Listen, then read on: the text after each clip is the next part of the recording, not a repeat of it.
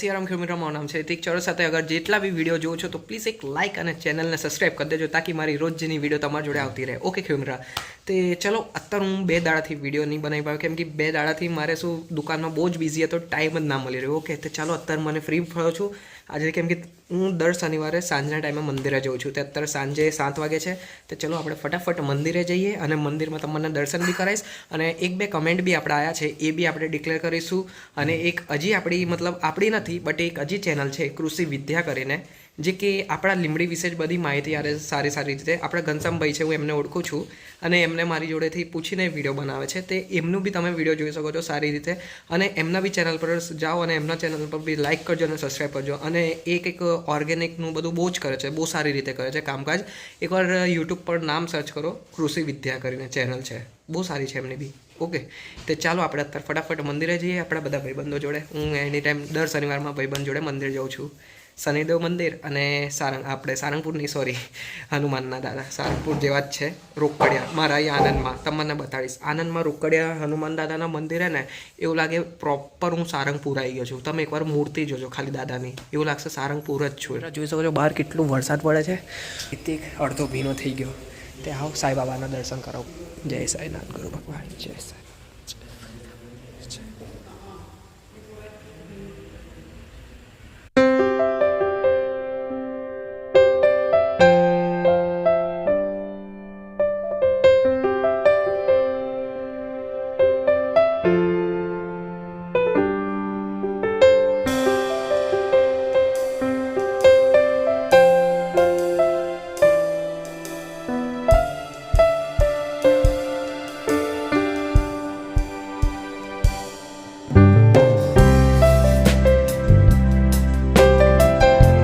કેવી રીતે દર્શન થયા મને કમેન્ટમાં કરજો અને કેવું લાગ્યું સૌથી છેલ્લા દાદાના તઈ મેં તમને લઈ ગયો એવું લાગ્યું ને સારંગપુરમાં આવી ગયા બટ નહીં આપણા આનંદમાં રોકડિયા મંદિર અહીં અમારે ત્યાં છે અને એ પણ જોઉં ને સાચું કહું ને દિલથી એકદમ સારંગપુરની જ ફિલિંગ આવે મને એટલે હું એવરી સેટરડે ત્યાં જ જાઉં છું હનુમાન દાદાના મંદિરે અને શનિદેવ મંદિરે અને મંદિરમાં તમને વિડીયો હરખી રીતે એટલે ના બનાવી પાયો કેમ કે એક તો અમુક જગ્યાએ એલાઉડ ના હોય કેમેરા ફોન અને અમુક જગ્યાએ વરસાદ બી એટલું પડતું હતું એટલે ફોન એ નહોતું નીકળતું હતું ઓકે અને વરસાદ એટલો પડ્યો ને તો કેમેરા હું સીધો હવે ઘરે જ આવી ગયો મેં કીધું ચલો ઘરે જ આપણે વાત કરીશું મેન તે મારે એક ટોપિકમાં એક વાત એ કરવાની છે કે મને એક કમેન્ટ આવ્યું છે તમે સાઈડમાં જોઈ શકો છો કમેન્ટમાં ભાઈ આપણા એક ખેડૂત મિત્ર છે એમને એવું કીધું છે કે રિતિકભાઈ વરસમાં કેટલી કટિંગ આવે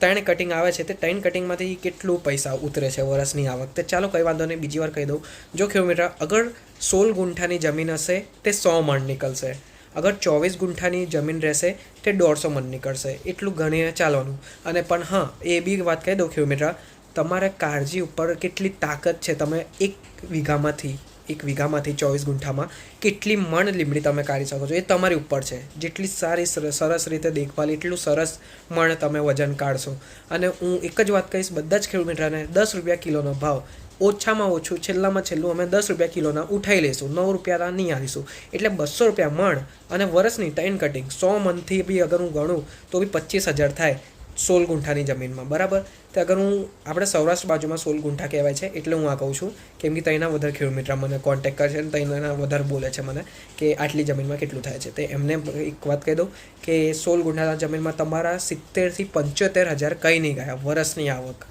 અને 10 રૂપિયા કિલોના ભાવથી જ ગણો 200 રૂપિયા મણ અને જેના 24 ગુંઠિયા જમીન છે 24 ગુંઠા એમને ખેડૂત મિત્ર તમને કહી દઉં 90,000 રૂપિયા તમારા કંઈ નહીં ગયા 30,000 એક કટિંગ 200 રૂપિયા મણ એટલું જ કહીશ બાકી હવે એ તમારા ઉપર છે માર્કેટ ભાવ શું આવતું હોય ઓકે ખેડૂત મિત્ર મેં તમને માર્કેટમાં બી જઈને બતાવ્યું વિડીયોમાં તમે જોયું હશે 20 રૂપિયા 15 રૂપિયા બધે અલગ અલગ ભાવ ચાલતો જ હોય છે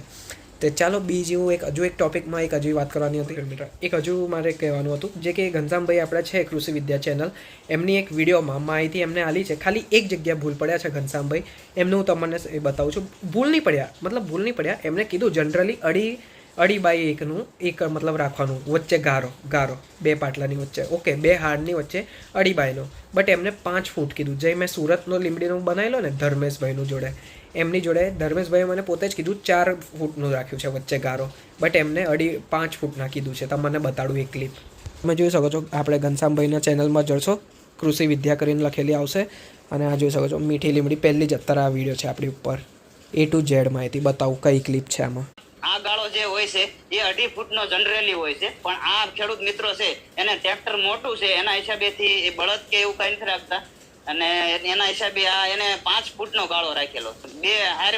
હાર વચ્ચેનું 5 ફૂટ છે અને 2 છોડ વચ્ચેનું અંતર એને 1 ફૂટનું અંતર રાખેલું છે. કારણ કે એને મોટા ટ્રેક્ટરથી ખેતી કરે છે એટલે એનું જે નીંદવાનો પ્રશ્ન રહેતો હોય એના માટે એને આ રીતનું કરેલું છે. અને ખેડૂત મિત્રો, બીજો હું તમને એક પ્રશ્ન એ કરું છું મિત્રો, હું એવી કંઈક બુરાઈ નહીં કરતો, ખાલી એક વસ્તુ મતલબ જણાવવા માંગુ છું. કદાચ તમારા જોડે આ વિડીયો આવે ઉડતી કે હવે તમે લીમડી તો કર્યા જ છો, તે તમારા આજુબાજુ પડોશીવાળા હોય કે એ તમને આ વિડીયો શેર કરે, તે પ્લીઝ જે બી અગર લીમડી રોપવા જાય તે તમારે જે વચ્ચે ટ્રેક્ટરનો માપ આવે છે ને એટલો જ રાખજો. હું તો જનરલી સાચું જ કહું છું, એમને બી સાચી જ સલાહ લી, 2.5 બાયનો જ હોય છે એમને મેં જે કીધું, બટ એમને જે 5 ફૂટનું કીધું ને એ વધારે થઈ ગયું. ઓકે, તે અગર 5 ફૂટથી કરશો અને હું તમને 1 વીઘામાં કેટલું બિયારણ જાય છે એટલું આલું અને 5 ફૂટનો તમે વચ્ચે ગારો રાખશો, તે શું વજન પછી એટલું ઉતરશે નહીં જેટલું મેં તમને કીધું. 1 વીઘામાં 150 મણની ઉતરે છે એ પછી નહીં ઉતરે. ઓકે ખેડૂત, એટલે વચ્ચે તમે ગાળો કેટલો રાખજો ખબર? 2.5 ફૂટનો, બહુ થઈ ગયું 2.5 ફૂટનો, નગર 3 ફૂટનો, કેમ કે આપણે મોટો ટ્રેક્ટર હોય તો એનો મોટો ટાયર જે હોય પાછળનો એ 3 ફૂટનો જ હોય છે નોર્મલી, બેસિકલી અત્યારે જે નવા ટ્રેક્ટર આવે છે. બાકી જે નાનો ટ્રેક્ટર રહે એનાથી બી મસ્ત થાય 2.5 બાય, એકદમ નાનો ટ્રેક્ટરનો બી ગારો એ બી ચાલે. અને વચ્ચે એટલે કેમ કે વચ્ચે ખેડ બહુ ઉગે છે, તમને તો ખબર જ છે. ઓકે ખેડૂત મિત્ર, બીજું કંઈ ચલો આ વિડીયો અહીંયા જ એન્ડ કરું છું. એક લાઇક અને એક સબસ્ક્રાઈબ કરજો, અને કાલવાળી વિડીયો પર નવી આવશે અને એક મસ્ત આવશે હવે. ઓકે, મારું ટોટલ તમને આખું રક્ષાબંધનનું જ હવે બતાડીશ, રાખડીનું. ઓકે ખેડૂત મિત્ર.